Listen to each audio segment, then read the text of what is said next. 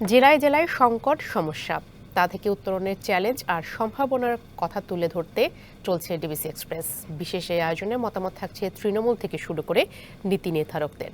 DBC express আজ সারাদিন আছে ঝিনাইদহ। ডিবিসি নিয়ে যে বিশেষ আয়োজন ডিবিসি এক্সপ্রেস আজ সারাদিন থাকবো এই ঝিনাইদহ জেলায়। সেখানে যে গুরুত্বপূর্ণ সমস্যাগুলো রয়েছে তার মধ্যে শিশু হাসপাতাল এটি অন্যতম। কারণ হচ্ছে 25 শয্যা বিশিষ্ট এই শিশু হাসপাতালটিতে সংকট, ডাক্তার থেকে শুরু করে ল্যাব থেকে শুরু করে বিভিন্ন ধরনের সমস্যা জর্জরিত। যারা রোগী স্বজনরা তারা কিন্তু আসলে বিপাকে পড়ছেন এখানে নিয়ে এসে।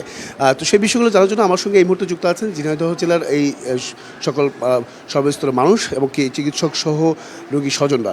কথা বলবো, জানার চেষ্টা করব। স্বাগত আপনাদেরকে ডিবিসি এক্সপ্রেসের। শুরুতেই এখানে আমার বাম পাশে যারা আছেন তারা প্রত্যেকেই রোগীর স্বজন। কী কী আসলে ভুক্তভোগী, কতটা দুর্ভোগে পোহাতে হয় একটু জানার চেষ্টা করব আপনার কাছে। একটু আপনি তো এসেছেন এখানে ডাক্তার দেখাতে, যদি কখনো ল্যাবের প্রয়োজন হয়, ল্যাব টেস্ট করার প্রয়োজন হয়, তখন কি আসলে বাইরে যেতে হয়? না না, বাইরে যেতে হয় না, ল্যাব থাকলে একটা ভালো হয়।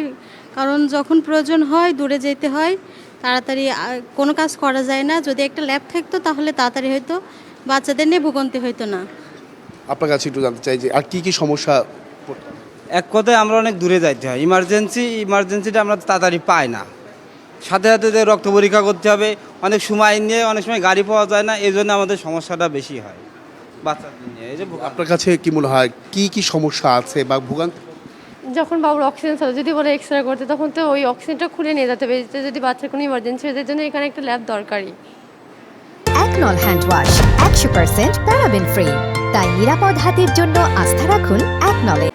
আর কি ডাক্তার দেখানোর তো কোনো সমস্যা হয় না, কিন্তু এই ল্যাবের জন্য যত সমস্যা। আমরা রক্ত পরীক্ষা করতে গেলে সেই দূরে যেতে হয়, দূরে থেকে আসবো, তারপর রক্ত পরীক্ষা করব, তারপর যদি ইমার্জেন্সি হয়ে যায় এর ভিতরে বাচ্চার কিছু, তখন কি করণীয়? এখানে চিকিৎসকরা রয়েছেন আমার সঙ্গে, সেই চিকিৎসকদের সঙ্গে আসলে এই উত্তরটাই খোঁজার চেষ্টা করব। তারা তো বলছেন যে ল্যাবের একটা সংকট, সেখানে দূরে গিয়ে বাড়তি টাকাও পে করতে হয়। সেটা আসলে কীভাবে দেখছেন? কোনো ধরনের পদক্ষেপ নেওয়া হয়েছে কিনা, বা 25 শয্যা বিশিষ্ট এই হাসপাতালটিকে বড় করার সম্ভাবনা আছে? ধন্যবাদ। আসলে এই ঝিনাইদহ 25 শয্যা বিশিষ্ট শিশু হাসপাতালটি 2005 সালে স্থাপিত হয়।